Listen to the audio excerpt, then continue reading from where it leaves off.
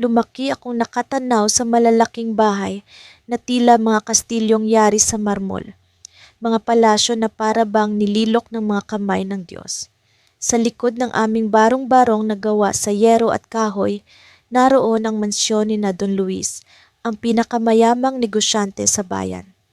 Ang mansyon na iyon ang naging simbolo ng lahat ng bagay na hindi ko maaaring makamtan. Yaman, kapangyarihan at higit sa lahat, edukasyon. Hindi ako nakapag-aral. Sa murang edad, natutunan ko ng maglaba, maglinis at magtanim para sa mga mayayaman. Hindi mo kailangan ng libro. Madalas sabihin ni nanay habang sinasalansan ang mga damit ng pamilya ni na Don Luis. Ang kailangan mo ay tiyaga. Kung magtatrabaho ka ng mabuti, hindi mo na kailangang mag-aral. Ngunit sa tuwing naririnig ko ang ingay ng mga kotse nila, ang halakhak ng mga bisita sa hardin, at ang tunog ng piano na tinutugtog ni Senyora Margarita, alam kong may mas malaki pang mundo sa labas ng aming barong-barong. Isang araw, habang naglalaba ako sa ilog, dumating si Don Luis. Ang kanyang puting Amerikana ay tila hindi nadudumihan kailanman.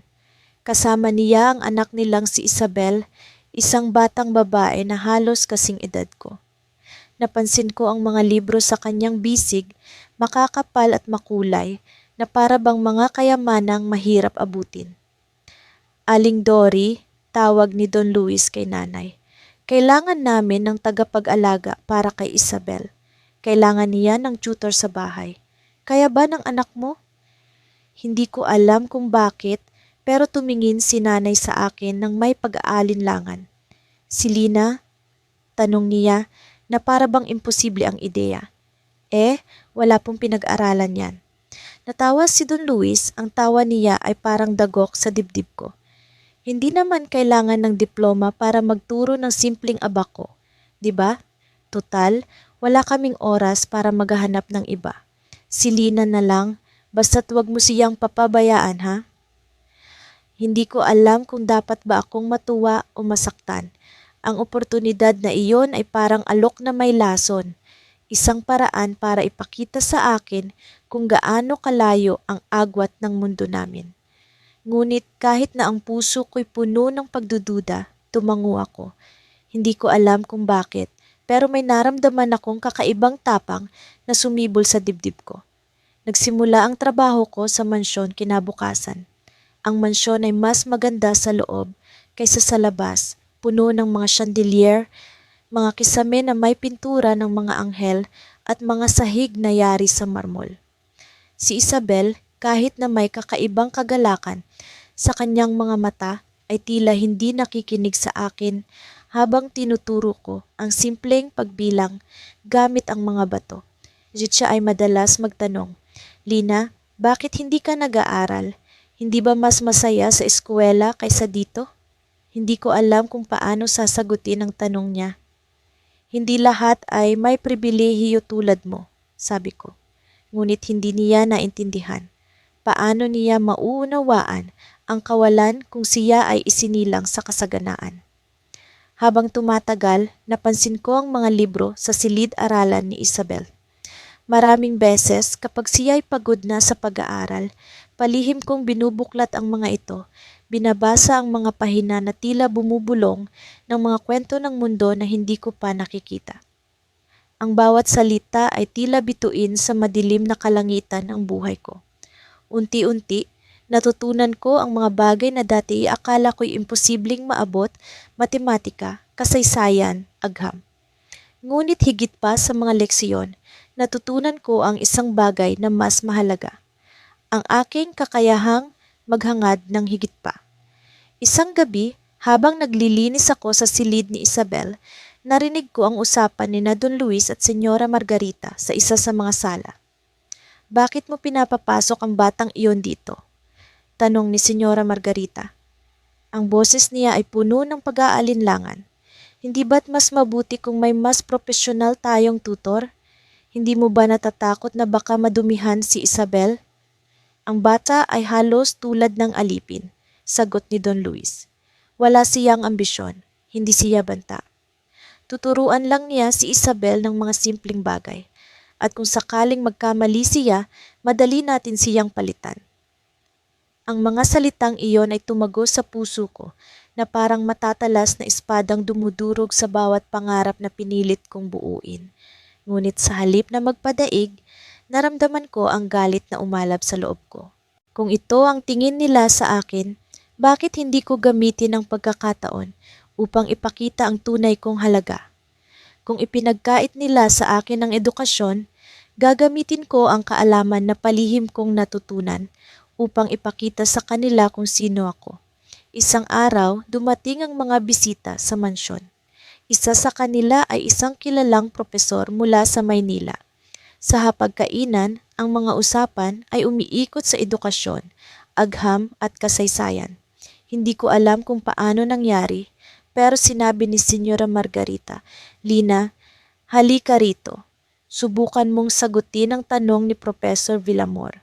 Napatingin ang lahat sa akin, ang kanilang mga mata ay puno ng pag-aalinlangan. Ang tanong ay tungkol sa isang komplikadong konsepto sa agham na hindi ko inaasahan. Ngunit sa loob ng ilang segundo, ang mga pahinang binasa ko sa mga libro ni Isabel ay bumalik sa isip ko. Sinagot ko ang tanong ng may kumpiyansa, at ang katahimikan na sumunod ay tila bumalot sa buong silid. "Imposible," bulalas ni Professor Villamor. "Saan mo natutunan niyon?" Ngunit bago ko pa masabi ang sagot, naramdaman ko ang malamig na kamay ni Senyora Margarita sa aking braso. Ang mga mata niya ay tila nagbabaga sa galit at sa tono ng kanyang boses alam kong may parating na parusa. Pagkatapos kong tanggapin ang alok ni Doña Clara na maging tutor ni Isabela, ang kanyang kaisa-isang anak, tila bumalik ang lahat ng alaala, ang galit, ang pagkamuhi, ang sakit. Hindi ko makalimutan ang mga araw na ako'y itinuring na hamak ng kanilang pamilya. Ang mga mapanlamang na tingin ni Doña Clara, ang malamig na pakikitungo ng kanyang asawa, at ang mga bulong ng kanilang mga kasambahay tungkol sa akin, parang mga latay na hindi na maglalaho. Ngunit sa kabila ng lahat, tinanggap ko ang trabaho. Hindi dahil kailangan ko ng pera, kundi dahil alam kong dito magsisimula ang tahimik kong paghihiganti. Ang unang araw ko bilang tutor ni Isabela ay puno ng tensyon. Sa edad na 12, siya'y masigla, matalino, ngunit halata ang pagiging spoiled. "Ayoko ng algebra," aniya habang inilalapag ang libro sa mesa, ang kanyang boses puno ng inip. "Bakit hindi na lang tayo maglaro?" Tumawa siya, ngunit hindi ko pinansin. Ginawa ko ang nararapat kong gawin bilang guro. Hindi ko siya diniktahan. Tinuruan ko siya ng dahan-dahan na parang musika ang bawat paliwanag. Sa kabila ng kanyang pagiging makulit, nakita ko ang kanyang potensyal. Ngunit sa bawat oras na magtama ang aming mga mata, ramdam ko ang mga mata ni Doña Clara na nakamasid mula sa likod ng pinto.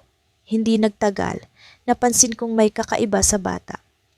Sa tuwing magtuturo ako, tila may bahagi sa kanyang kaisipan na naghahanap ng sagot, hindi lamang sa mga tanong sa matematika, kundi sa mga tanong tungkol sa mundo.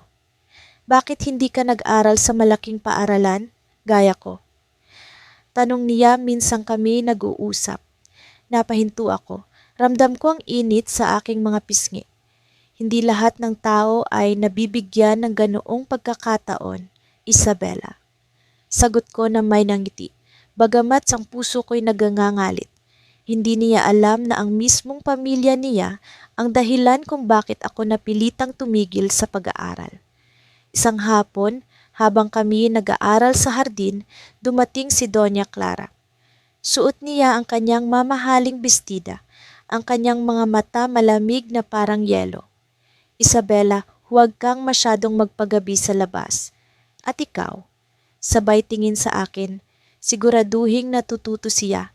"Hindi ko binabayaran ang oras mo para magpahinga." Tumango ako, ngunit sa loob-loob ko, parang tinusok ang puso ko ng mga salitang iyon. Hindi nila ako binayaran para magturo. Binayaran nila ako para magmukhang mas mababa sa kanila. Habang tumatakbo ang mga linggo, unti-unti kong nakikita ang mga bitak sa perpektong mundo ng mga Montemayor. Ang kanilang tahanan ay magara, puno ng yaman, ngunit sa likod ng mga kurtina, may mga sigawan, may mga lihim. Isang gabi, habang ako'y naghahanap ng libro sa kanilang silid-aklatan, narinig ko ang pagtatalo ni Doña Clara at ng kanyang asawa. "Hindi mo ba naiintindihan?" Sigaw ni Doña Clara. "Ang mga tulad niya ay hindi dapat makapasok sa buhay natin." "Pero kailangan natin siya," sagot ni Don Alejandro, ang kanyang boses puno ng pagod. Napatigil ako. Ang mga ito'y patunay na hindi nila ako tinanggap bilang tao. Isa lamang akong gamit, isang kasangkapan para sa kanilang ambisyon. Ngunit ang pinakamalaking pagbabago ay naganap nang minsang magtanong si Isabela tungkol sa buhay ko. "Bakit hindi mo sinabi na dati kang nanirahan sa baryo namin?" Tanong niya habang kami nag-aaral. Napatigil ako, hindi ko inasahan ang tanong na iyon. "Paano mo nalaman?" Tanong ko, ang boses ko bahagyang nanginginig. "Narinig ko si Mama at Papa na pinag-uusapan ka. Sabi ni Mama hindi ka raw bagay dito." Hindi ko alam kung paano sasagot. Ngunit sa halip na magalit, ngumiti ako. "Isabela, minsan ang mga tao ay hinuhusgahan ang iba batay sa nakikita nila. Pero hindi iyon laging tama." Sa kabila ng lahat, si Isabela ay naging mas malapit sa akin. Sa bawat aralin, sa bawat tanong, nararamdaman ko ang pagbabago sa kanya. Hindi siya tulad ng kanyang mga magulang. Siya'y bata pa, ngunit may kakayahang makakita ng katotohanan. Isang araw sinabi niya sa akin, "Gusto ko maging tulad mo balang araw, marunong at matiyaga." Hindi ko alam kung dapat ba akong matuwa o malungkot. Alam kong hindi magugustuhan ni Doña Clara ang ideyang iyon. Isang gabi, tinawag ako ni Doña Clara sa kanyang opisina. "Gusto kong malaman mo," aniya habang nakaupo sa kanyang mamahaling sofa, "na hindi ka parte ng pamilya namin. Isa ka lang sa mga tauhan dito. Alalahanin mo yan." Tumango ako, ngunit sa loob-loob ko, alam kong nagkakamali siya. Hindi niya alam na sa bawat araw na nagtuturo ako sa kanyang anak, unti-unti kong binabago ang pananaw ni Isabela, ang pananaw niya sa mundo, at ang pananaw niya sa kung ano ang tama at mali. Ngunit ang tunay na twist ay dumating nang minsang magpakita sa akin si Isabela ng liham. "Tingnan mo ito," sabi niya, ang kanyang mga mata puno ng kaba. Ang liham ay galing sa kanyang lola, na matagal nang naninirahan sa ibang bansa. Binasa ko ang nilalaman at doon ko nalaman ang isang lihim na maaaring magpabago sa lahat. Ang pamilya Montemayor ay may utang sa baryo namin. Isang utang na hindi nila kailanman binayaran. Ang lola ni Isabela ang nagsiwalat ng katotohanan. Napatingin ako kay Isabela, ang kanyang mga mata puno ng tanong. Hindi ko alam kung paano ko ipapaliwanag, ngunit alam kong ito ang simula ng isang bagay na mas malaki kaysa sa akin. Sa araw-araw kong pagpasok sa kanilang bahay, nararamdaman ko ang bigat ng bawat hakbang ko. Ang kanilang mansyon ay parang isang palasyo. May marmol sa sahig, kristal na chandelier, at mga mamahaling painting na tila sinisigawan ako ng hindi ka kabilang dito. Ngunit pinipilit kong huwag magpatalo sa takot. Ang trabaho ko ay turuan si Daniel. Ang anak nilang mag-isang taon pa lang ang tanda sa akin. Sa kabila ng kawalan ko ng pagkakataon para makapag-aral, alam kong kaya ko ito. Hindi ako papayag na maliitin nila ang kakayahan ko. Si Daniel ay matalino, ngunit tamad. Madalas niyang baliwalain ang mga leksyon. Masabala siya sa mga gadget at laruan na hindi ko kayang bilhin kahit magtrabaho ako buong taon. Sa tuwing pinapagalitan siya ng magulang niya, lalong-lalo na si Ginang Reyes, ako ang nagiging tampulan ng sisi. Bakit ba parang hindi natututo ang anak ko? Hindi ba't ikaw ang binabayaran namin para dito? Ang asik niya sa akin minsan, ang boses niya punong-puno ng pangungutya. Hindi ko alam kung anong mas masakit, ang tono ng kanyang boses o ang katotohanang totoo ang sinasabi niya. Binabayaran nila ako at para sa kanila, iyon lang ang halaga ko. Ngunit hindi nila alam na sa tuwing nagtuturo ako kay Daniel, may lihim akong agenda. Sa bawat pahina ng libro na aming binubuksan, sa bawat tanong na aking sinasagot, iniisip ko ang sarili kong pangarap na makapag-aral. Kapag wala na sila sa paligid, nagbabasa ako ng mga aklat ni Daniel. Matagal ko nang gusto ang mga librong iyon, mga araling panlipunan, agham, at literatura, ngunit hindi ko iyon maabot noong nasa paaralan ako dahil kailangang magtrabaho ako para sa pamilya. Ngayon, hawak ko ang mga pahina ng kaalaman na ipinagkait sa akin. Sa tuwing binubuksan ko ang mga ito, nararamdaman ko ang pag-usbong ng pag-asa na matagal nang namatay. Isang araw, habang tinuturuan ko si Daniel ng algebra, napansin kong tila wala siyang interes. Palagi na niyang ginagawa iyon, ang tumunganga at maglaro ng lapis habang ako ay nagpapaliwanag ng mga formula. Pero sa pagkakataong ito, iba ang nararamdaman ko. Parang may kung anong tumutusok sa dibdib ko. Hindi ko naiwasang itanong, Daniel, bakit ba ayaw mong matuto? Hindi ko inaasahang sasagutin niya ako, pero ngumiti siya ng bahagya at sinabi, hindi naman mahalaga ang pag-aaral. Sabi ni Mommy, mayaman na kami. Pwede akong magmana ng negosyo nila balang araw. Napako ako sa kinatatayuan ko.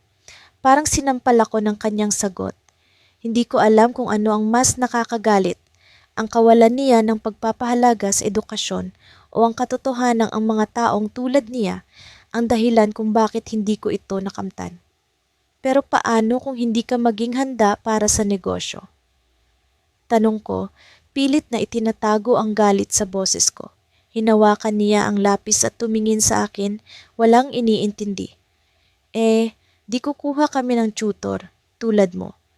Hindi ko alam kung paano ko napigilan ang sarili ko. Gusto kong magwala, gusto kong isigaw ang lahat ng galit na naipon sa puso ko mula pa noong araw na itinulak ako ni Ginang Reyes sa kahirapan. Pero hindi iyon ang tamang panahon. Sa halip ngumiti ako kay Daniel, isang ngiti na hindi niya naintindihan. Oo nga naman, sagot ko. Tutor lang ang kailangan mo. Kinagabihan, habang nag-aayos ako ng mga gamit ko, narinig ko ang usapan ni na Ginoo at Ginang Reyes. Nasa sala sila at hindi nila alam na naroon ako sa kusina, nagliligpit ng mga papel. Hindi ba't dapat palitan na natin ang tutor ni Daniel? Tanong ni Ginang Reyes. Mukhang hindi siya natututo. Ang babaeng iyon ay hindi kasing talino ng inaasahan ko. Bakit naman? Sagot ni Ginoo Reyes. Mura lang siya at hindi naman siya nagrereklamo. Isa pa, mukhang masipag naman siya. Mura, parang isang bagay na binibili sa palengke. Hindi ko alam kung dapat ba akong masaktan o magpasalamat na hindi nila ako tinatanggal. Pero sa pagkakataong iyon, alam kong hindi ko na kayang tiisin ang ganitong pagtrato. Nagpasya akong gumawa ng hakbang na magbabago sa lahat. Kinabukasan, dumating ako ng mas maaga kaysa sa dati. May dala akong sulat na nakatupi ng maayos at nilagay ko ito sa mesa ni Ginang Reyes. Alam kong babasahin niya iyon bago mag-almusal. Sa sulat, isinulat ko ang lahat ng emosyon ko. Ang galit, ang panghihinayang, ang kawalang katarungan na naramdaman ko mula sa kanila. Pero higit sa lahat, isinulat ko ang isang katotohanan na sigurado akong magpapabago sa pananaw niya. Sa dulo ng sulat, isinulat ko, ang tutor na kinukutya ninyo ay siyang nagturo sa anak ninyong tamad.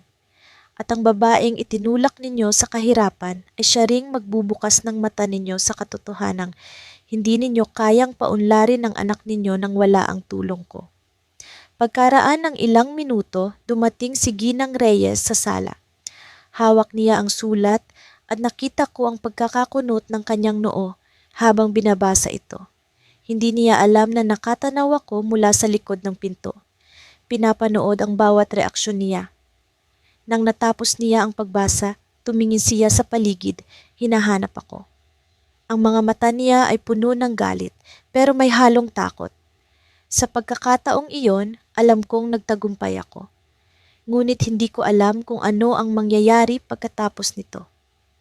Sa araw na iyon, sa loob ng malawak at marangyang silid-aralan ng kanilang mansyon, ang bawat kislap ng chandelier ay tila nanunuya sa akin. Nakaupo si Celeste, ang batang dapat kong turuan. Sa gitna ng silid, ang kanyang mga mata ay puno ng kawalang interes.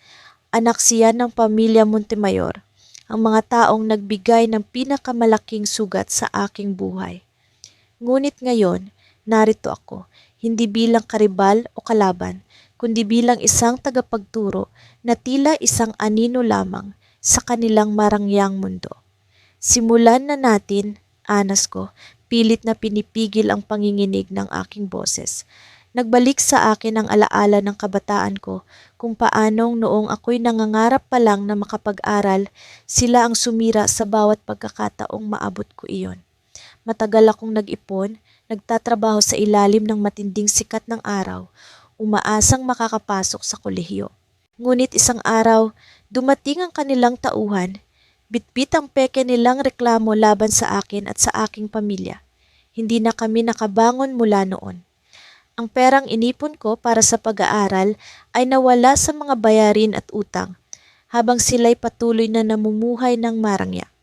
Muli kong ibinalik ang atensyon sa bata. Celeste, kailan nangyari ang unang sigaw ng balintawak? Tanong ko, habang itinuturo ang mga petsa sa pisara. Tumitig siya sa akin, ang kanyang mukha ay puno ng pagkayamot. Hindi siya sumagot. Sa halip, tumayo siya at dumiretso sa bintana. Tila binabaliwala ang presensya ko. Hinayaan ko siya, ngunit sa loob-loob ko may kumukulo. Hindi ko alam kung ang inis ko ba'y para sa kanya o para sa kanyang pamilya. Hindi ko maipagkakaila ang iritasyon sa ugali ni Celeste. Lumaki siya sa mundo kung saan ang lahat ay naibibigay sa kanya ng walang kahirap-hirap. Ang edukasyon ay para sa kanya'y isang obligasyon lamang, hindi isang bihirang pribilehiyo tulad ng tingin ko rito. Ngunit sa bawat pag-aasta niya, nakikita ko ang isang bagay na hindi niya maitatago. Ang kawalan ng direksyon sa kanyang buhay, ang kawalan ng tunay na halaga sa marangyang mundong ginagalawan niya. Pagkaraan ng ilang minuto, bumalik siya sa kanyang upuan. Walang kwenta naman ang lahat ng ito, bulong niya. Bakit ko pa kailangang matutunan ang mga bagay na ito? Hindi ko naman kailangang magtrabaho tulad mo. Nasaktan ako sa kanyang sinabi, ngunit pinili kong huwag ipakita. Sa halip, ngumiti ako ng bahagya, ang nangiti na puno ng mapait na karanasan. Tama ka, sagot ko. Hindi mo kailangang magtrabaho, pero minsan, hindi pera ang nagbibigay ng kahulugan sa buhay. Hindi mo pa siguro naiintindihan iyon. Natahimik siya. Hindi ko alam kung naisip niya ang ibig kong sabihin o kung iniisip lang niyang walang kwenta ang sagot ko. Ngunit sa sandaling iyon, may naalala akong mahalaga. May mga paraan para turuan ang isang batang tulad niya, hindi lamang sa pamamagitan ng mga leksyon sa pisara. Lumipas ang mga araw at unti-unti kong nakikita kung paano ang kanyang kawalang interes ay nagbabago. Hindi ko alam kung iyon ba'y dahil sa akin o dahil lamang sa kanyang pagkabagot. Ngunit sa bawat pagtuturo ko, sinisimulan kong ihalo ang mga aral na hindi niya kailanman matututunan mula sa mga aklat, mga aral tungkol sa kahalagahan ng pagsusumikap, ng pag-intindi sa damdamin ng iba, ng tunay na halaga ng buhay. Ginagamit ko ang mga karanasan ko, ang mga sakit at tagumpay, upang maiparamdam sa kanya ang mundo na hindi niya kailanman nararanasan. Isang hapon, habang pinipilit kong ipaliwanag ang konsepto ng sakripisyo, bigla siyang nagtanong, "Bakit mo ginagawa ito? Bakit ka nagtuturo kung hindi mo naman nakuha ang mga bagay na sinasabi mong mahalaga?" Tumigil ako sa pagsulat sa pisara. Hindi ko inasahan ang tanong na iyon. Tumingin ako sa kanya at sa kauna-unahang pagkakataon, Nakita ko ang pag-usisa sa kanyang mga mata. Hindi ito ang tipikal na tanong ng isang batang mayamang walang pakialam. Ito'y tanong na may kaunting lalim, tanong na tila nagmula sa isang bahagi ng kanyang sarili na hindi niya karaniwang ipinapakita. Bakit?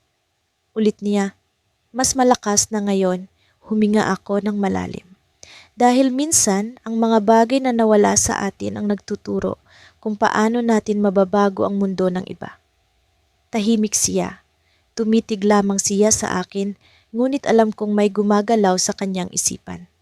Hindi ko alam kung ano ang eksaktong nararamdaman niya, ngunit sa sandaling iyon, naramdaman kong may pader na bumagsak sa pagitan namin. Hindi ko maipaliwanag, ngunit may kakaibang koneksyon ang nabuo sa pagitan ng guro at ng mag-aaral.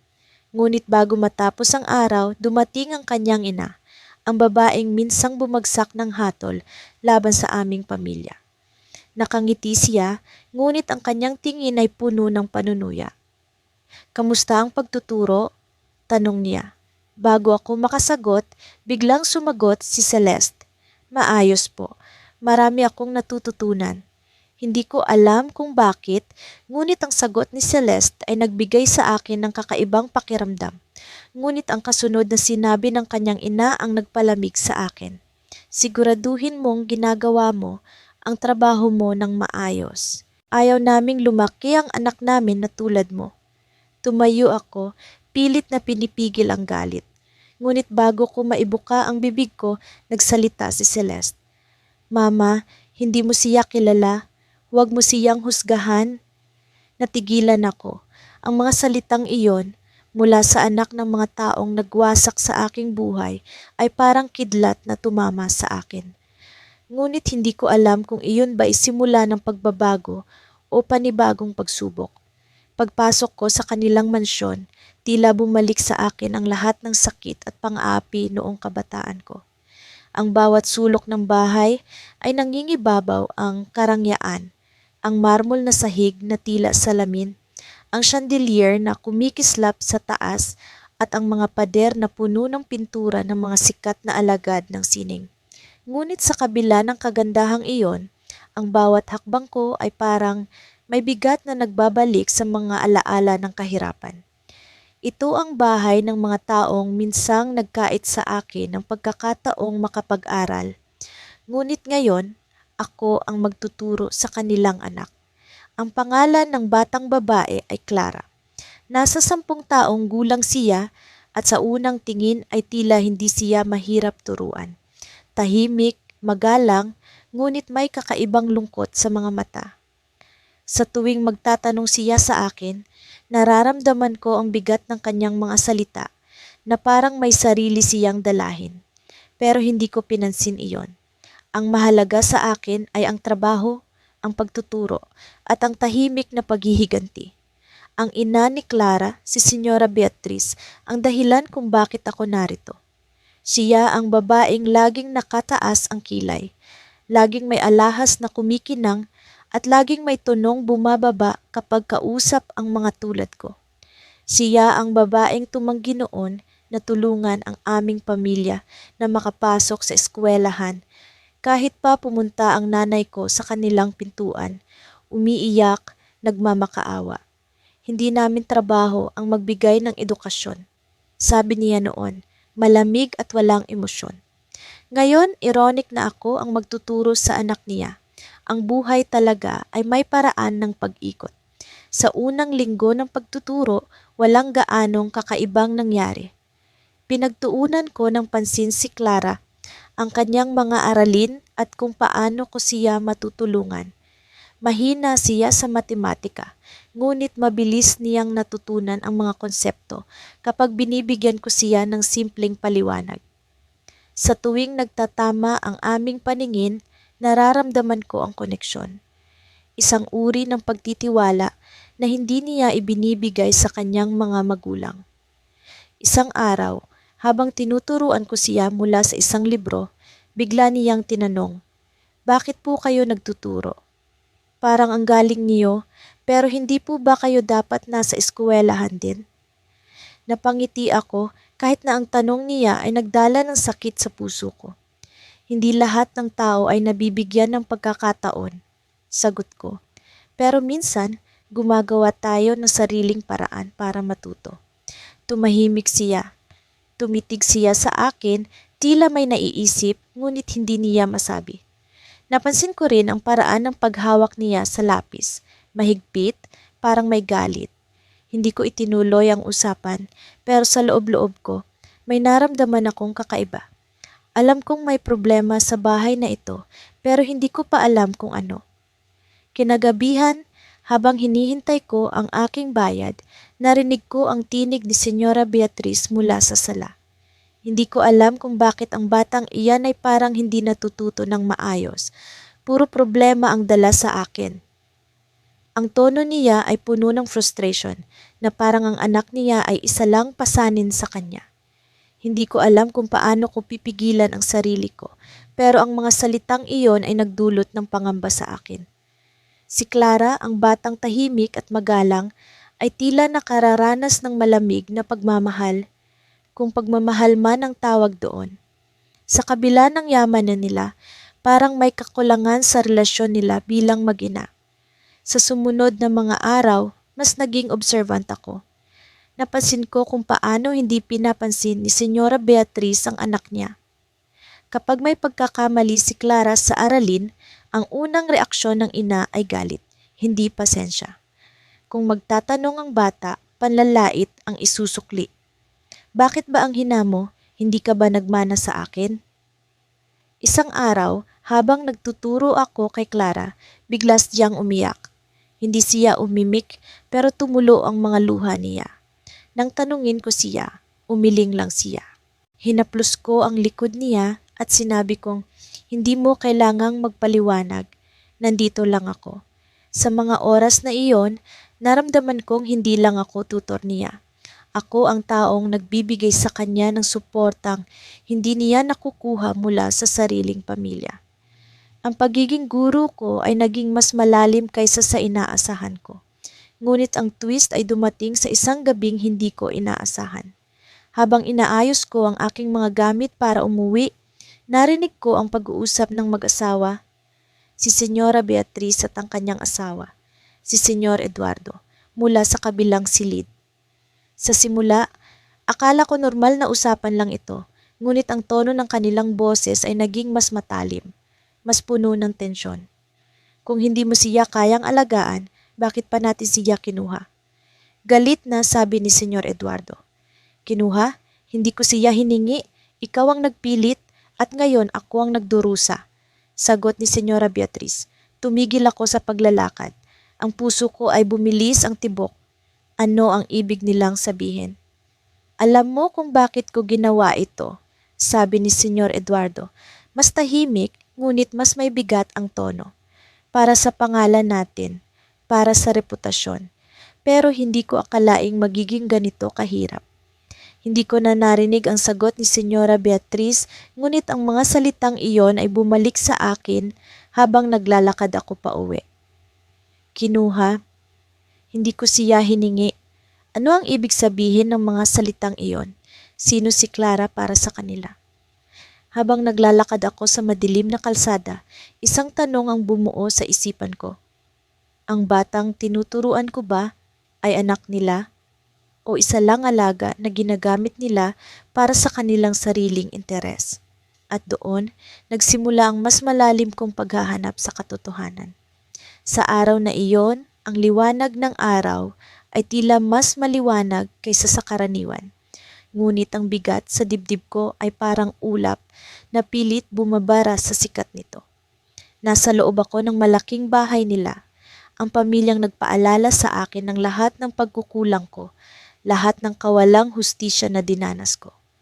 Ang marmol na sahig ay malamig sa ilalim ng aking mga paa, pero hindi iyon ang dahilan ng panginginig ng aking katawan. Naroon ako upang turuan ang anak nila, si Luis, isang batang inosente, masayahin at puno ng tanong. Ngunit sa likod ng bawat leksyon na binibigay ko, naroon ang alaala ng kanilang pang-aapi sa akin. Habang nakaupo si Luis sa harap ng kanyang maliit na lamesa, sinusubukan niyang intindihin ang mga salitang isinulat ko sa pisara. Naririnig ko pa ang malalakas na tawanan sa labas ng silid-aralan, ang tinig ng kanyang mga magulang. Sila ang may-ari ng bahay na ito, ang mga taong minsang pinagkaitan ako ng pagkakataong makapag-aral. Hindi ka bagay dito, hindi para sa iyo ang eskwelahan. Mga salitang binitiwan nila noon nang ako'y bata pa. Ang mga salitang iyon ang nagbukas ng pinto sa buhay na puno ng pagsisikap, pagdurusa at pasakit. Ngunit ngayon, narito ako sa mismong bahay nila, hindi bilang isang estudyante, kundi bilang isang guro. Isang guro sa kanilang anak. Ma'am, bakit po ganito ang sagot? Tanong ni Luis, sabay turo sa maling sagot sa kanyang papel. Tumango ako, pilit ngumingiti. Hindi mo kailangang madaliin. Ang mahalaga, naiintindihan mo ang proseso. Sagot ko, habang isa-isang tinuturo ang tamang paraan ng pagkwenta. Ang kanyang mga mata ay punong-puno ng interes at ang kanyang mga kamay ay mabilis na gumalaw upang isulat ang tamang sagot. Sa kanyang pagiging masigasig, para bang wala siyang alam sa kalupitan ng mundo, sa mga bagay na ginawa ng kanyang sariling mga magulang. Sa bawat saglit na lumilipas, ang alaala ng nakaraan ay patuloy na bumabalik. Naalala ko ang gabi kung saan umuwi akong umiiyak dahil hindi ko na kayang bayaran ang matrikula.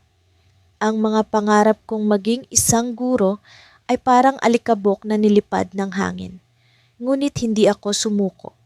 Nagtrabaho ako araw-gabi, naglinis ng mga bahay, nagbenta ng gulay sa palengke, hanggang sa makaipon ako ng sapat upang makapag-aral muli. Hindi iyon madali, ngunit kinaya ko. At ngayon, narito ako, isang guro, hindi para sa sarili kong kapatid, hindi para sa mga anak ng mahihirap, kundi para sa anak ng mga taong tumanggi sa akin noon. Isang ironiya na tila sinusubok ang aking pasensya araw-araw. Habang nagtuturo, narinig ko ang pagbukas ng pinto. Pumasok ang nanay ni Luis, ang babaeng dati tumingin sa akin na parang wala akong halaga. Kamusta ang leksyon? Tanong niya, may pilit na ngiti sa kanyang muka. Tumango ako, pilit na naging magalang. Mabilis pong matuto si Luis, masipag siya, sagot ko.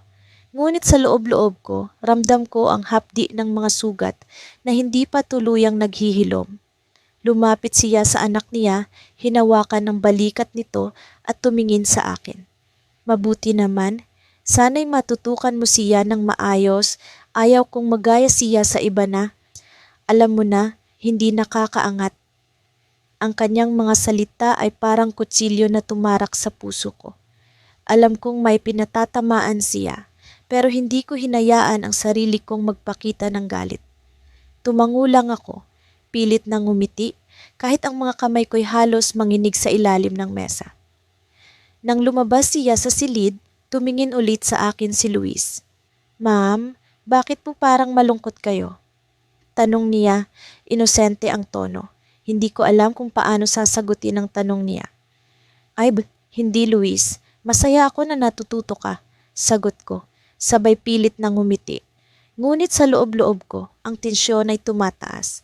Ang bawat saglit na naririto ako sa bahay na ito ay para bang isang laro ng apoy, isang laban sa pagitan ng galit at pasensya. Pagkatapos ng leksyon, habang nag-aayos ako ng aking gamit, narinig ko ang usapan mula sa sala. Ang mga magulang ni Luis nag-uusap tungkol sa akin. Hindi ko sinasadya, ngunit narinig ko ang bawat salita. Alam mo ba kung sino talaga siya? Tanong ng ama ni Luis. Oo naman, siya ang anak ng babaeng nagtrabaho sa atin dati, 'di ba? Yung mahirap na halos hindi makakain. Tumawa sila, malakas at mapanlait. Nakakatawa, no? Ngayon siya ang nagtuturo sa anak natin. Ang babaeng dati, wala namang alam. Tumigil ang mundo ko. Ang mga salitang iyon ay parang dagok sa mukha. Akala ko'y nakalimutan na nila ang lahat. Akala ko'y natanggap na ako bilang guro. Ngunit hindi pala. Sa likod ng kanilang magagalang na kilos, naroon pa rin ang paghamak.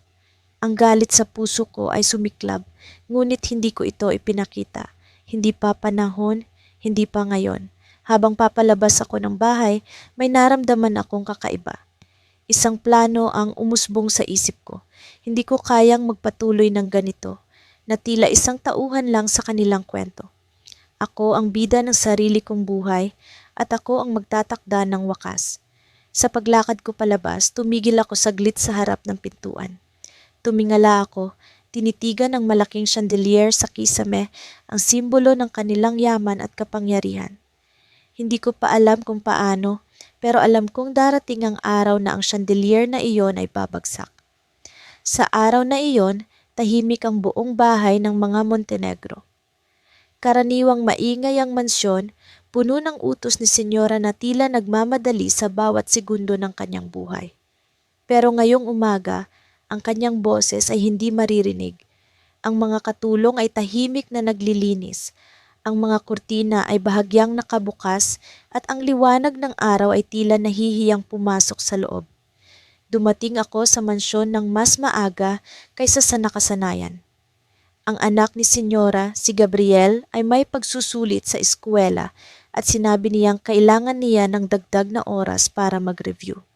Ang batang ito, sa kabila ng kanyang magulang, ay may mahinahon at magalang na ugali. Hindi ko alam kung paano niya naiwasan ang pagiging tulad ng kanyang ina, ang babaeng tila walang ibang alam, kundi ang manglait at mangapak ng mas mababa sa kanya. Habang inaayos ko ang mga papel at libro ni Gabriel sa study room, narinig ko ang mga yapak sa marmol na sahig. Hindi iyon yapak ng bata. Mabilis at may diin ang bawat hakbang. Lumingon ako at doon ko nakita si Senyora. Nakatayo siya sa pintuan, nakatingin sa akin na parang may gusto siyang sabihin ngunit nagdadalawang isip. Marisa, bulalas niya, ang tono niya ay hindi tulad ng karaniwang mapanlait. Hindi ko alam kung paano ko tutugunan ang ganitong klaseng tono mula sa kanya.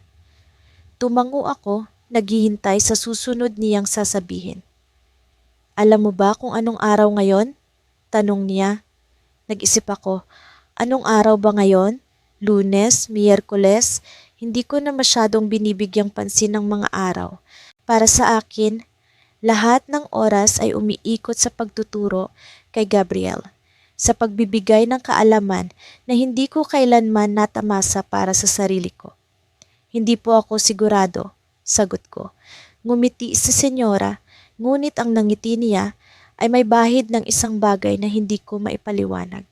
Parang may lihim siyang alam na ayaw niyang direktang sabihin.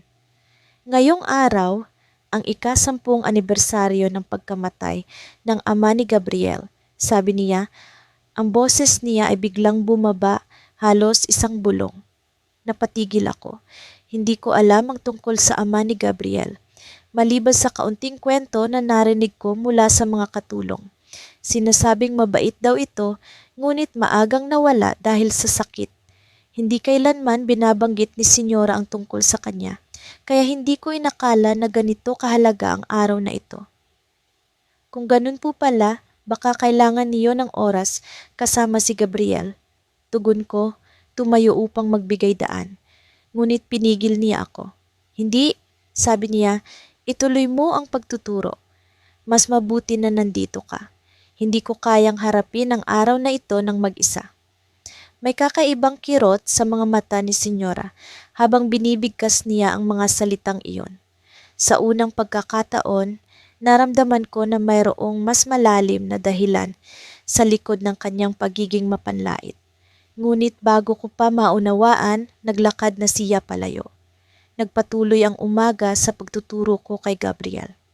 Mahusay ang bata, mabilis matuto, at madalas niyang itanong kung bakit hindi ako nag-aral sa kolehiyo. Ang tanong niya ay laging may kasamang inosenteng tono, ngunit bawat sagot ko ay may kirot. Hindi ko magawang sabihin ang totoong dahilan. Hindi ko magawang ipaliwanag na ang ina niya mismo ang dahilan kung bakit nawala ang pangarap ko. Bago matapos ang aming sesyon, bumalik si Senyora sa study room. Hawak niya ang isang envelope na tila may bigat na emosyon. Tumayo ako, nagbigay galang, ngunit sinabi niyang huwag akong umalis. Gabriel, magpunta ka muna sa kwarto mo. Mag-usap kami ng Marisa, utos niya. Tumango si Gabriel, nagpaalam sa akin at umalis. Nang kami na lang ni Senyora ang natira, tahimik siyang umupo sa sofa. Hawak-hawak ang envelope na parang isang bomba na handang sumabog. Alam kong matagal mo nang gustong malaman kung bakit hindi ka nakapag-aral, simula niya. Napalunok ako, ngunit pilit kong pinanatili ang aking postura. Hindi ko alam kung paano niya nalaman ang saloobin ko, pero parang nabasa niya ang bawat sulat na hindi ko kailanman isinulat. Ang ama ni Gabriel ang dahilan, dagdag niya. Noong ikaw ay nag-a-apply para sa scholarship sa kolehiyo, siya ang nasa committee. At alam mo ba kung anong sinabi niya? Hindi siya karapat-dapat? Napalayo ang tingin ko, hindi makapaniwala. Ang ama ni Gabriel ang nagkait sa akin ng edukasyon, ang taong sinasabing mabait at marangal. Hindi ko maipaliwanag ang sakit na bigla kong naramdaman. Ginawa ko ang lahat para masalba ang pangarap mo, pero mas makapangyarihan siya kaysa sa akin. Sabi ni Senyora, ang boses niya ay tila basag. At ngayon, nandito ka, nagtuturo sa anak niya, binibigay ang lahat ng kaalaman na ipinagkait niya sa iyo. Hindi ko alam kung anong mararamdaman, galit, awa o tuwa. Habang nakaupo si Senyora sa harap ko, tila hindi na siya ang babaeng mapanlait na nakilala ko. Siya ay isang ina na may sariling sugat, isang babaeng nabigurin ng parehong tao. Inaasahan kong hindi mo ito sasabihin kay Gabriel. Hindi niya kailangang malaman ang kasalanan ng kanyang ama. Sabi niya, tumayo, at iniwan ako sa study room.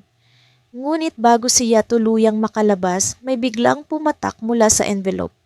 Isang sulat, lumana, nakatiklop. Ang unang linya ay sumigaw sa akin. Marisa, hindi kita nakalimutan.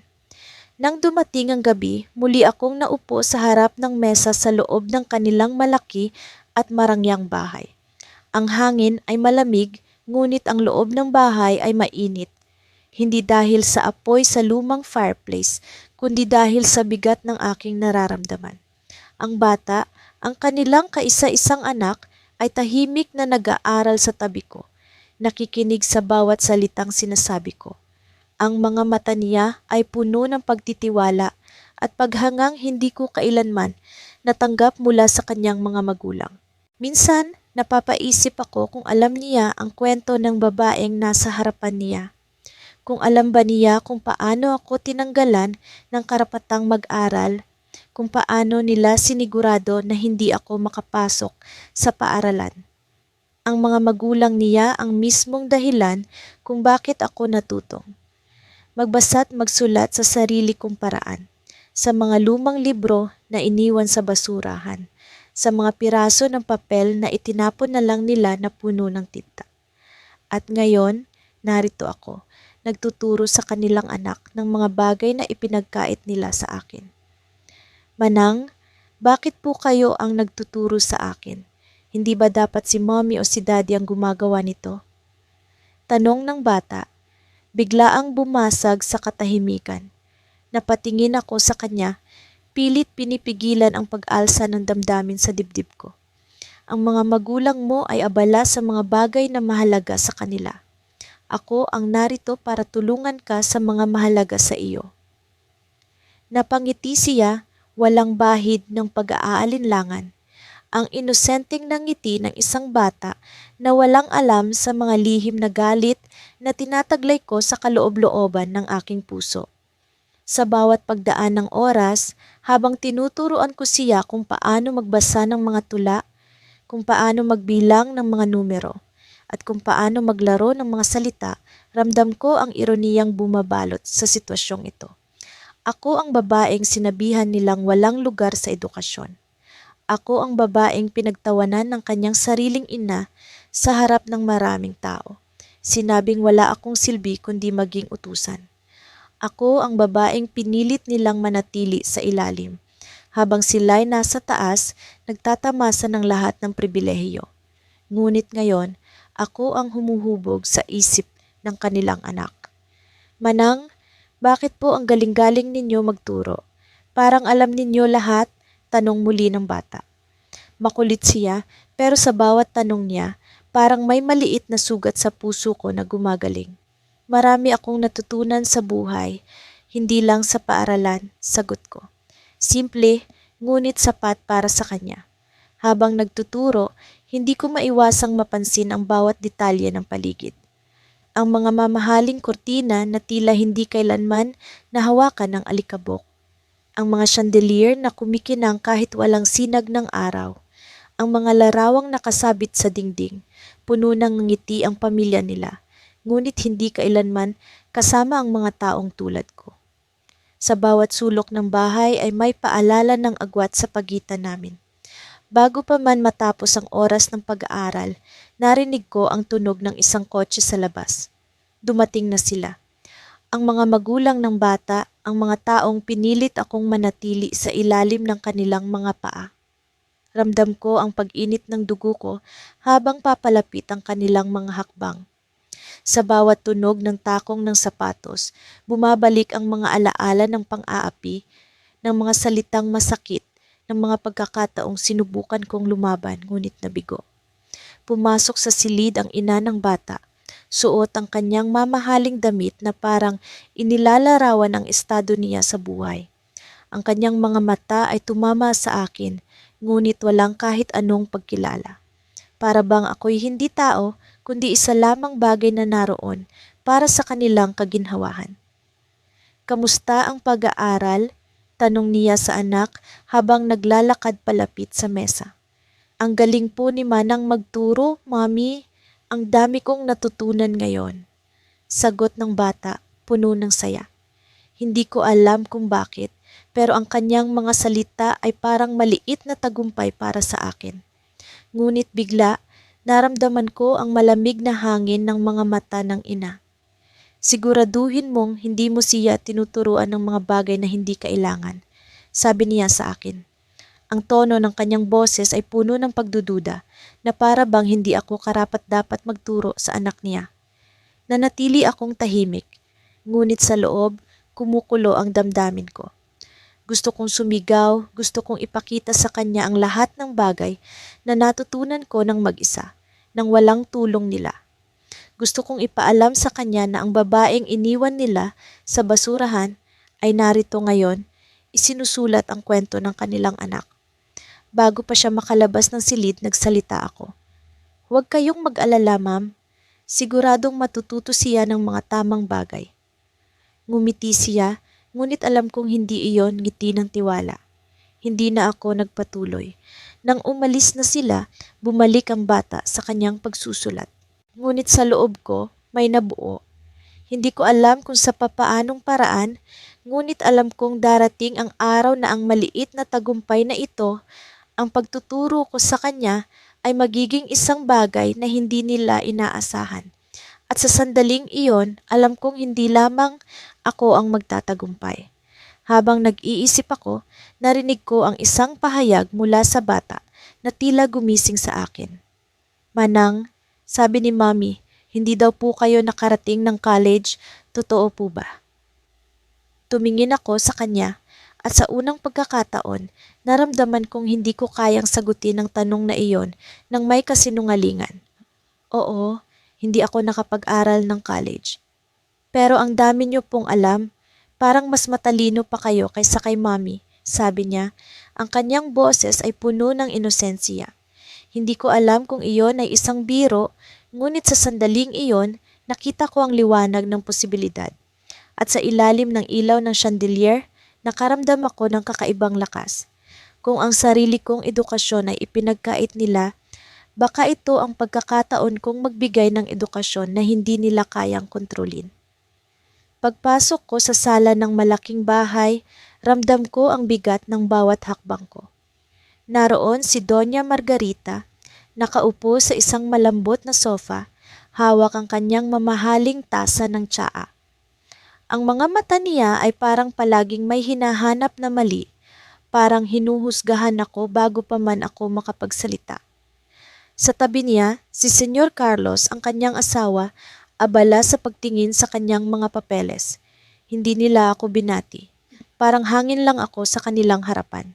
Sa gitna ng sala, naroon si Celestina, ang kanilang nag-iisang anak, nakaupo sa isang mesa. Maraming libro at papel ang nakakalat sa harapan niya, pero halata sa kanyang mukha ang pagkabagot.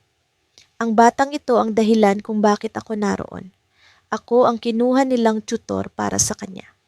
Hindi ko alam kung bakit ako ang napili nila, pero malamang ay dahil sa kakilala kong si Aling Nena na nagmamakaawa sa kanila na bigyan ako ng trabaho. Simulan mo na, utos ni Doña Margarita. Hindi man lang ako tinapunan ng tingin. Tumango ako, pilit na pinipigilan ng pag-alon ng galit sa loob ko. Hindi ko makakalimutan ang araw na tinanggihan nila ang scholarship application ko sa paaralang pag-aari nila. Hindi dahil sa hindi ako karapat-dapat, kundi dahil mahirap lang ang pamilya ko. Hindi raw ako bagay sa kanilang institusyon. Ngayon, heto ako, nagtuturo sa anak ng mga taong pinagkaitan ako ng pagkakataon. Ironiya, hindi ba? Ngunit hindi nila alam na ang bawat salitang ituturo ko ay may halong tahimik na paghihiganti. Gagamitin ko ang talino ko hindi para sa kanila, kundi para sa akin. Ang pagtuturo ko dito ay ang paraan ko ng pagbangon mula sa pang-aapi nila. Nagsimula akong magturo kay Celestina ng matematika. Madali naman niyang naiintindihan ang mga konsepto, pero halata sa kanya na wala siyang interes. Madalas siyang tumingin sa bintana at minsan ay bigla na lang siyang magtatanong tungkol sa kung ano ang naririnig niyang musika sa labas. Hindi ko siya masisisi. Ang mundong ginagalawan niya ay puno ng yaman pero kulang sa sigla. Celestina, sabi ko, medyo mahina ngunit may diin. Ang pag-aaral ay ang susi para makuha mo ang mundo na gusto mo. Maaring maganda ang buhay mo ngayon, pero kung hindi mo ito pag-aaralan, baka mawala ito. Napatingin siya sa akin, ang mga mata niya ay parang may hinahanap na sagot. Alam kong hindi niya lubos na naintindihan ang sinabi ko, ngunit naramdaman ko ang bahagya niyang interes. Sa kabila ng kayamanan ng mga magulang niya, alam kong nararamdaman niyang may kulang sa buhay niya. At sa sandaling iyon, parang konektado kami. Pareho kaming naghahanap ng bagay na magbibigay kahulugan sa aming pag-iral. Mabilis ang oras at natapos ang aming unang aralin. Nang magpaalam ako, saka lang ako tinapunan ng tingin ni Doña Margarita. Ang tingin niya ay malamig, parang sinasabing, hindi ka kailanman magiging katulad namin. Ngumiti ako, hindi dahil sa paggalang, kundi dahil alam kong darating ang araw na babaliktad ang sitwasyon. Nagpaalam ako at lumabas ng bahay na iyon na tila may apoy sa dibdib. Sa mga sumunod na araw, unti-unti kong nakilala si Celestina. Hindi siya masaya sa mundong ginagalawan niya. Hindi niya gusto ang pagiging pinalilibutan ng mga yaya, mga guro at mga magulang na puro utos. Natuklasan ko rin na mahilig siyang magpinta, isang bagay na pilit niyang ikinukubli dahil hindi ito gusto ng kanyang ina. Sa bawat sesyon namin, binibigyan ko siya ng mga tanong na magpapaisip sa kanya. Hindi lang tungkol sa aralin, kundi tungkol sa kung ano ang gusto niyang gawin sa buhay. Isang araw, habang nagtuturo ako sa kanya ng panitikan, nagtanong siya sa akin, "Ate, paano kung hindi ko gustong sundin ang gusto nila? Paano kung gusto kong gumawa ng ibang bagay?" Napahinto ako. Alam kong dapat kong sagutin iyon ng maingat, ngunit hindi ko napigilan ang sarili ko. "Celestina," sagot ko, "ang buhay mo ay sayo, hindi sa kanila. Maaring magbigay sila ng direksyon, pero ikaw ang magdedesisyon kung saan mo gustong tumungo." Tumahimik siya. Napatingin siya sa papel na hawak niya, pero alam kong ang mga salitang sinabi ko ay tumatak sa puso niya. At sa sandaling iyon, naramdaman ko ang kakaibang saya. Hindi ko lang siya tinuturuan ng akademikong kaalaman. Tinuturuan ko siya kung paano mag-isip para sa sarili niya. Parang sinasabi ko sa kanya, Ang mga bagay na hindi nila sinabi sa akin noong ako ang nangangarap makapasok sa paaralan nila. Ngunit ang tunay na twist ay dumating sa gabing iyon. Pauwi na ako, naglalakad sa madilim na kalsada. Bigla akong tinawag ng isang lalaki, ang driver ng pamilya nila. Lumapit siya sa akin, halatang kinakabahan at may iniabot na sulat. Hindi ko alam kung bakit, pero may kakaibang kaba sa dibdib ko habang binubuksan ko ang papel. Ang sulat ay mula kay Celestina. Ang laman, "Ate, gusto kong matuto ng higit pa. Hindi lang ito tungkol sa paaralan, gusto kong makilala ang mundo sa labas ng bahay namin. Pwede mo ba akong turuan ng lihim?" Tumayo ako roon, hawak ang sulat, habang naririnig ko ang malamig na hangin na umiihip. Ang mga salitang iyon ay parang isang hamon. Ngayon, hindi lang ito tungkol sa pagtuturo. Ito na ang simula ng isang bagay na mas malaki. Ngunit ang tanong, handa ba ako sa posibleng gulo na dala nito? Pagpasok ko sa malaking bahay ni na Senyora Margarita, naramdaman ko agad ang malamig na hangin na tila sinadyang magparamdam ng distansya sa pagitan naming dalawa. Ang marmol na sahig, ang mga chandelier na tila mga bituin sa kisame, at ang mga pader na pininturahan ng ginto ay hindi kailanman naging bahagi ng mundo ko. Pero ngayong narito ako, hindi ko maaaring ipakita ang kahit anong takot o panghihina. Ako ang tutor ng anak nila. Ako ang dapat magdala ng kaalaman sa tahanang ito. Kahit pa sa loob-loob ko'y alam kong ako ang pinagkaitan ng pagkakataong iyon. Ang anak ni Senyora, si Joaquin, ay 8 taong gulang. Sa unang tingin ko sa kanya, nakita ko agad ang kawalang muwang sa kanyang mga mata. Isa siyang batang may pribilehiyong hindi niya lubos na nauunawaan. Sa bawat tanong niya, nararamdaman kong siya ay mausisa, mapanlikha, pero naroon pa rin ang lungkot na tila hindi maipaliwanag. Nang magsimula ang aming unang sesyon, inilahad niya ang kanyang notebook sa akin. Sa kanyang sulat kamay, may mga salitang parang pilit niyang inuunawa, pero malinaw na kulang sa gabay. "Ma'am, bakit po ganito ang spelling ng kalayaan?" Tanong niya, sabay turo sa mali niyang naisulat. Sa likod ng tanong na iyon, naramdaman ko ang bigat ng salitang binanggit niya, kalayaan. Isang ideya na sa akin, sa buong buhay ko, ay tila imposibleng makamtan. "Ganito ang tamang spelling," sagot ko habang itinama ang pagkakamali niya. Ngunit sa loob-loob ko, iniisip ko kung kailan ko ba mararamdaman ang tunay na kalayaan sa pagitan namin ng kanilang pamilya. Habang lumilipas ang mga araw, naging mas madali ang pagtuturo kay Joaquin. Pero kahit papaano, naroon pa rin ang mga mata ni Senyora Margarita na laging nakamasid. Hindi siya kailanman nagsabi ng masama sa akin, pero ang bawat galaw niya, bawat tingin niya, ay parang mga kutsilyong tumatama sa likod ko. Parang sinasabi ng kanyang presensya na hindi ako kailanman magiging higit pa sa isang tagapaglingkod sa kanilang mundo. Isang araw, habang nagtuturo ako kay Joaquin tungkol sa kasaysayan ng Pilipinas, nagtaka siya nang marinig ang salitang revolusyon. "Ma'am, ano po ang revolusyon?" Tanong niya, sabay tingin sa akin ng may kuryosidad. Napangiti ako, isang ngiti na puno ng ironya. Ang revolusyon ay ang panahon kung kailan ang mga tao ay lumaban para sa kanilang karapatan, para sa kalayaan, para sa pagkakapantay-pantay. Tumango si Joaquin at nagtanong muli, "Nagkaroon po ba kayo ng revolusyon sa buhay niyo?" Napakagatlapi ako. Hindi ko alam kung paano sasagutin ang tanong na iyon. Sa harap ng isang bata, hindi ko maaaring ipakita ang sakit ng nakaraan. Ngunit hindi ko rin kayang magsinungaling. Sa bawat tao, Joaquin, may revolusyon na nangyayari sa loob nila. Maliit man o malaki, lahat tayo ay lumalaban para sa kung ano ang nararapat. Tumango siya, tila iniisip ang sagot ko. Ngunit ang tanong niyang iyon ay nag-iwan ng marka sa akin. Parang sinasabi ng mundo na hindi pa tapos ang laban ko. Na sa bawat hakbang ko sa bahay na ito, May layunin akong kailangang tuparin. Isang gabi, habang pauwi ako, narinig ko ang usapan ni na Senyora Margarita at ng kanyang asawa, si Senyor Enrique. Nakatayo ako sa may hagdanan, hindi sinasadyang napakinggan ang kanilang pag-uusap. Ang babaeng iyon, sabi ni Senyora, hindi ko gusto ang presensya niya.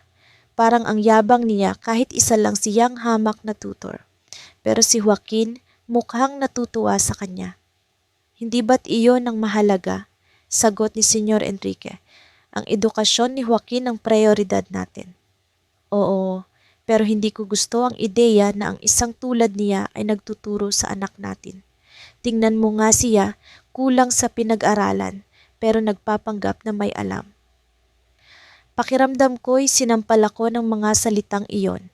Nais kong sumigaw, nais kong ipagtanggol ang sarili ko. Pero alam kong hindi iyon ang tamang panahon. Hindi iyon ang tamang paraan.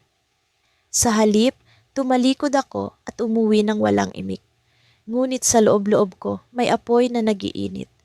Alam ko na ang mga salitang iyon ay hindi ko dapat kalimutan. Alam ko na ang mga salitang iyon ay magbibigay sa akin ng lakas para sa kung ano ang susunod kong hakbang. Kinabukasan, habang nagtuturo ako kay Joaquin, napansin ko ang isang bagay. Sa kanyang notebook, isinulat niya ang isang tanong. Ma'am, bakit minsan ang mga tao ay hindi pantay-pantay? Natigilan ako. Hindi ko alam kung saan niya nakuha ang ideyang iyon, pero alam kong may koneksyon ito sa mga nararamdaman ko. Sa puntong iyon, naramdaman ko ang bigat ng responsibilidad ko bilang tutor, hindi lang para sa akademikong kaalaman, kundi para sa mga leksiyon sa buhay. Joaquin, sabi ko, hindi palaging pantay-pantay ang mundo, pero maaari tayong gumawa ng paraan para magbago iyon. Sa pamamagitan ng pag-aaral, sa pamamagitan ng pag-unawa. Tumango siya, ngunit sa mata niya, nakita ko ang pag-aalinlangan. Isang batang may pribilehiyo, pero sinisimulan ng mapansin ang kawalan ng katarungan sa paligid niya. Pagkatapos ng sesyon namin, lumapit sa akin si Senyor Enrique. Sa unang pagkakataon, nag-usap kami ng masinsinan. Alam kong narinig mo ang usapan namin kagabi. Sabi niya, direkta, walang pasakalye. Hindi ako nakasagot agad. Pero sa loob-loob ko, alam kong ito na ang pagkakataon ko. Oo, senyor. Sagot ko, diretso rin. Tumango siya, ngunit hindi ko mabasa ang ekspresyon niya. May dahilan kung bakit ka namin kinuha. Hindi dahil sa ikaw ang pinakamagaling na tutor, kundi dahil alam namin na hindi ka basta-basta sumusuko. Iyon ang gusto kong matutunan ni Joaquin mula sa iyo. Nagulat ako. Parang may ibang plano si Senyor Enrique, pero bago ko pa maramdaman ang pag-asa, narinig ko ang boses ni Senyora Margarita mula sa likuran. Pero tandaan mo, kahit anong gawin mo, hindi ka kailanman magiging bahagi ng pamilya namin. Ngumiti ako, isang ngiti na puno ng kahulugan. Hindi ko kailangan ang kanilang pamilya. Ang kailangan ko ay ang pagkakataon para maitama ang mali. Sa puntong iyon, alam kong hindi pa tapos ang laban.